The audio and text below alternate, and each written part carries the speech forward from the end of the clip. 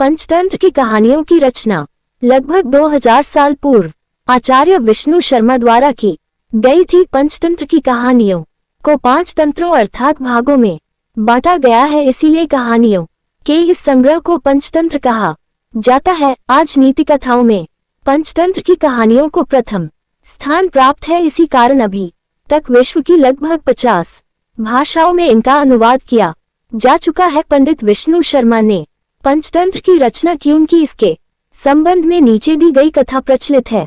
पंचतंत्र की रचना निर्माण की कथा प्राचीन समय की बात है। एक राजा हुआ करते थे जिनका नाम अमरशक्ति था। उनकी राजधानी महिलारोप्य नामक नगर था। राजा अमरशक्ति बहुत ही योग्य, वीर, न्यायप्रिय और दानवीर थे।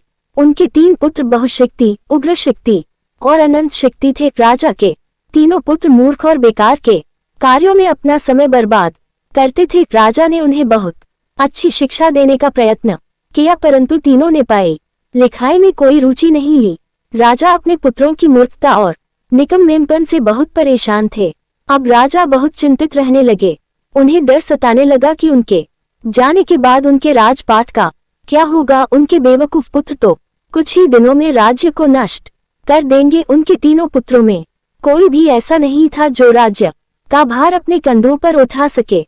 राजा अमरशक्ति के राज्य में कई योग्य शास्त्रों में पारंगत और निपुण शिक्षक थे, परंतु उनमें से कोई भी ऐसा नहीं था जो उन तीनों को शिक्षित कर सके।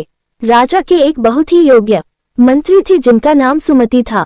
उन्होंने राजा को नीतिशास्त्र में पारंगत और सर्वगुण संपन्न आचार्य विष्णु शर्मा के बारे में बतलाया। राजा अमरशक्ति ने आचार्य विष्णु शर्मा से मिलकर अपने पुत्रों को शिक्षा देने का अनुरोध किया और कहा, अगर आप मेरे पुत्रों को अल्प अवधि में शिक्षित कर राजनीति में पारंगत कर देंगे तो मैं आपको 100 गांव और मोहमांगा इनाम दूंगा। राजा की बात सुनकर आचार्य विष्णु शर्मा को हंसी आ गई और उन्होंने मुस्कुराते हुए कहा, राजन, मैं आपकी परेशानी समझ सकता हूँ। मैं सरस्वती का उपासक हूँ और मुझे धन माया से कोई लगाव नहीं है, परंतु इस राज्य की भलाई के लिए मैं 6 माह के अंदर आपके पुत्रों को शिक्षा देकर उन्हें कुशल राजनीतिज्ञ बना दूंगा। राजा ने आचार्य विष्णु शर्मा की बातें सुनकर अपने पुत्र उन्हें सौंप दिए और आचार्य विष्णु शर्मा उन्हें अपने आश्रम ले गए, जिधर उन्होंने राजपुत्रों को शिक्षित करने के लिए कई कहानियों की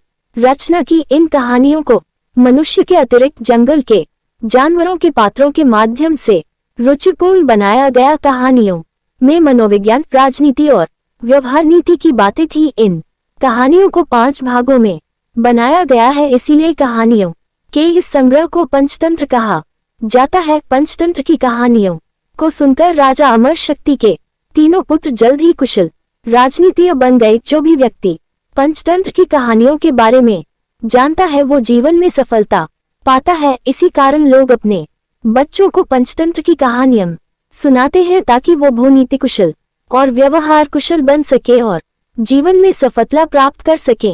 दोस्तों, कहानी पसंद आई तो वीडियो को लाइक करें, सब्सक्राइब करें, कमेंट करें। जय हिंद, जय भारत।